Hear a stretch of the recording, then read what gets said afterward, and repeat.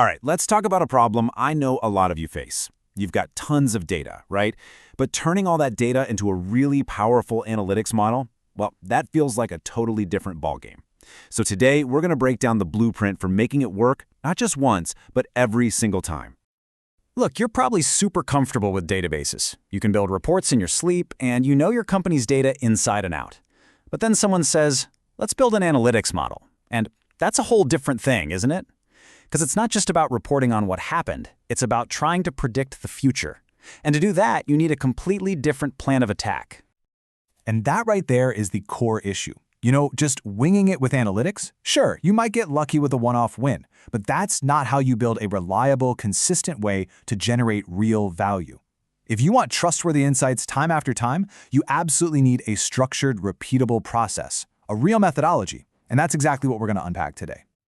Okay, so let's start with the big foundational question here. We're all used to managing data projects, right?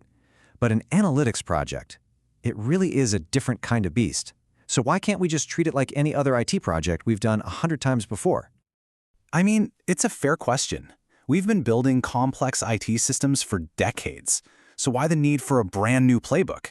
Well, it all comes down to the very nature of what we're trying to do, and the fact that data's value, it really exists on a spectrum. Think of it like this, like an information continuum. It's a journey. At the very beginning, you have simple stuff, like search and lookup. Then you move up to operational reporting, what's happening right now. From there, you start tracking performance with metrics and KPIs. And at the very top, the final step is analytics. The key thing to see here is that analytics models build on all of those previous stages. It's where the highest value is, for sure, but there's no way to just skip the groundwork and jump straight to the end. So that continuum really shows how the complexity just keeps ramping up. Now let's really zero in on the core difference in the goals between a traditional IT project and one focused on analytics. And you know what? It all boils down to one thing: how the problem is defined right from the very start. And when it comes to analytics, that definition, it's a completely different world. And this comparison is absolutely crucial. Think about a traditional IT project. It's usually about automating a process we already know really well, like invoicing. The requirements are all about defining what is.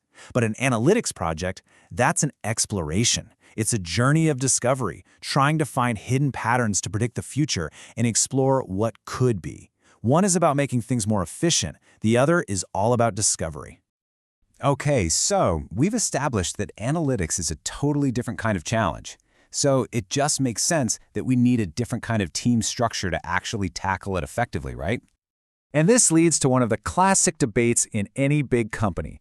Do you centralize all your analytics brainpower in one elite team, or do you decentralize it and let every business unit run its own show?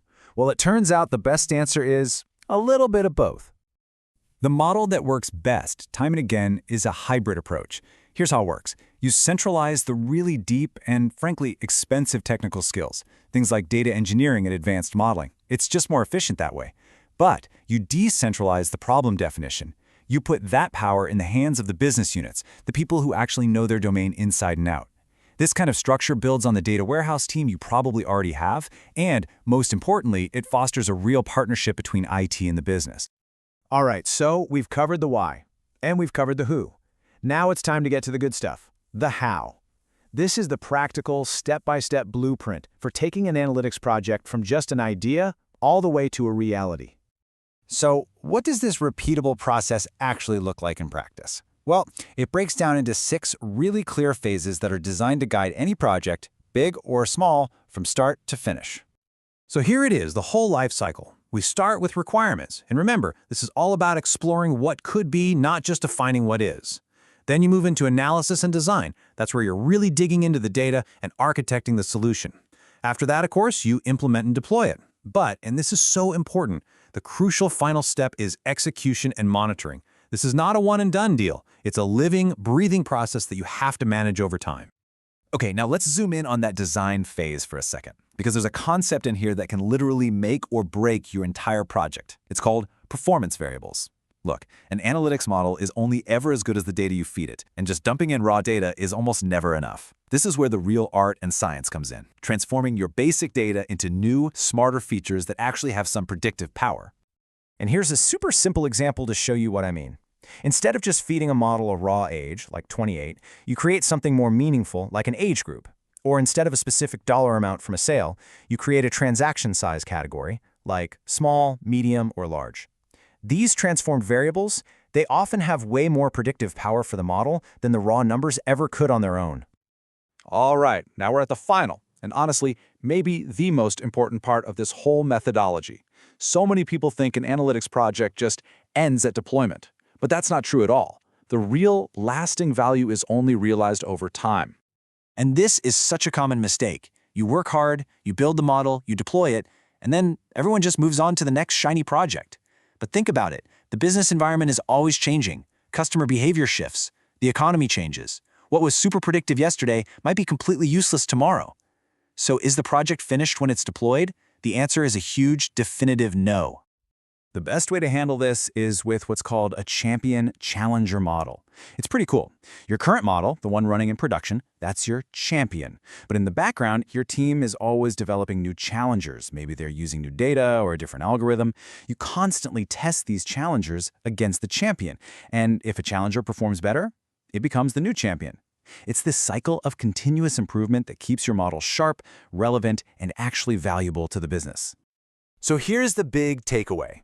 Implementing analytics isn't just a single project with a start and an end date. It's a capability that you build inside your organization.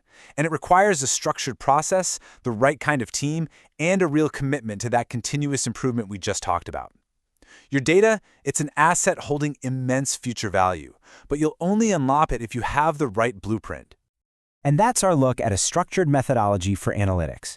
If this blueprint helps you think a little more clearly about how to tackle analytics in your organization, then do us a favor and hit that like button, share it with a colleague, and subscribe for more explainers that break down complex ideas into clear, actionable steps. Thanks for watching.